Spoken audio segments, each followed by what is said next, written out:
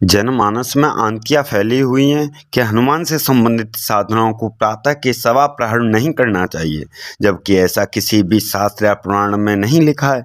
यह तो मात्र लोगों के मन में एक भ्रामक प्रस्तुति उपस्थित की है, जिससे वे इसे क्लिष्ट मान लें। जबकि हनुमान तो अत्यधिक नम्र और सरल स्वभाव के देव हैं। श्री हनुमान पवन देव के पुत्र तथा रुद्रावतार माने गए हैं। इनके जन्म के समय ही अनेक देवों ने उन्हें वरदान देकर अजर अमर बना दिया था। अखंड ब्रह्मचर्य के पालन के कारण ही ये सर्वाधिक पूज्य माने जाते हैं। हनुमान जी की साधना अगर भक्ति, श्रद्धा और समर्पण एवं संलग्नता से की जाए तो उनकी कृपा अवश्य ही प्राप्त होती है तथा उनके जैसे ही भक्ति, अखंडता, अडिंगता, सौम्यता और बल प्राप्त होता है। हनुमत सिद्धि की विशेष बात यह है कि इनका पूजन विधान जिस विधि से आरंभ हो, चाहे वह पंचोपचार हो या षोडशोपचार हो, उसी विधि से समाप्त करना चाहिए, क्योंकि अधिकांश साधक समयानुसार पूजन विधान को छोटा या बड़ा कर लेते हैं। साधक को पूर्ण एकाग्रता से सिद्धि संपन्न करनी चाहिए। श्री हनुमान जी के प्रिय दिवस तो मंगल और शनि माने गए हैं। इन दिनों में इनकी सिद्धि करनी चाहिए। ये दिन इन्हें अत्यंत प्रिय हैं और ग्रहण काल में सिद्ध करने के लिए साधक को सामान्य फल से 100 गुना फल अधिक प्राप्त होता है। हनुमान जी की सिद्धि करते समय पवित्रता, सात्विकता का विशेष ध्यान देना अनिवार्य है। मांस, मदिरा, अंडे, तामसी भोजन आदि का सर्वथा त्याग करना चाहिए। सात्विक वातावरण, स्वस्थ भोजन, स्वच्छ वस्त्र पहनकर एकांत में मंत्रों की साधना करनी चाहिए। क्रोध, द्वेष, हिंसा आदि का इन दिनों त्याग करके शांति, सहयोग एवं प्रेम का वातावरण रखना चाहिए। अनुष्ठान की समाप्ति तक एक समय भोजन ही करना चाहिए, जब दोनों कालों प्रातः एवं सायं किया जा सकता है। शारीरिक एवं मानसिक शुद्धता रखनी आवश्यक है। हनुमान सिद्धि में विशेषता प्रत्येक वस्तु की शुद्धता तथा स्वयं साधक की अंतः तथा बाह्य शुद्धि अपेक्षित है। इस सिद्धि में प्रयुक्त होने वाला नैवेद्य आदि शुद्ध घी में बना होना चाहिए। तिल के तेल में सिंदूर मिलाकर हनुमत विग्रह मूर्ति पर चोला चढ़ाना चाहिए। हनुमान जी को रक्त चंदन या केसर के साथ घिसा हुआ श्वेत चंदन भी लगाने का प्रावधान है।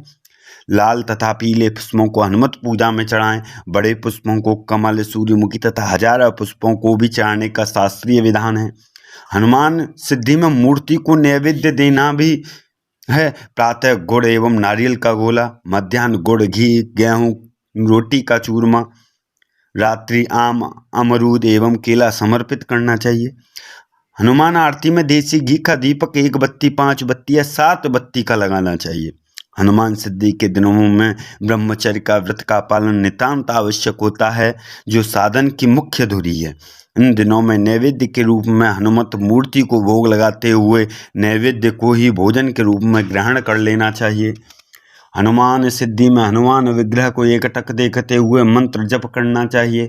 इस सिद्धि में मंत्र जप बोलकर करना चाहिए, जिसका उच्चारण स्पष्ट एवं श्रव्य हो। सात्विक तथा श्रद्धा भाव से युक्त स्त्रियां भी हनुमान सिद्धि कर सकती हैं। हनुमान सिद्धि स्वकल्याण के या लोक कल्याण की भावना से करनी चाहिए, जिससे सिद्धि में शीघ्र सफलता मिल सके।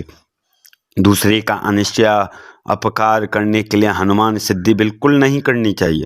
इससे स्वयं की हानि होने की संभावना रहती है, क्योंकि हनुमान कल्याणकारी देव माने गए हैं। हनुमान सिद्धि के लिए मूंगे की माला का प्रयोग करना चाहिए। हनुमान की सिद्धि में लाल आसन पर बैठें, लाल धोती एवं लाल चादर का प्रयोग करें। तेल का दीपक तथा अगरबत्ती या धूप पूरे सिद्ध काल में जलते रहने चाहिए। हनुमान सिद्धि दास्य भाव से करनी चाहिए, इससे वे शीघ्र प्रसन्न होते हैं। हनुमत सिद्धि में एक समय ही भोजन करें। सूर्यास्त के बाद पूजन आदि करके भोजन करें। इस भोजन यदि नमक का सेवन न करें तो बहुत अच्छा रहेगा। हनुमत सिद्धि दक्षिण या पूर्व दिशा की ओर मुँह करके संपन्न करनी चाहिए।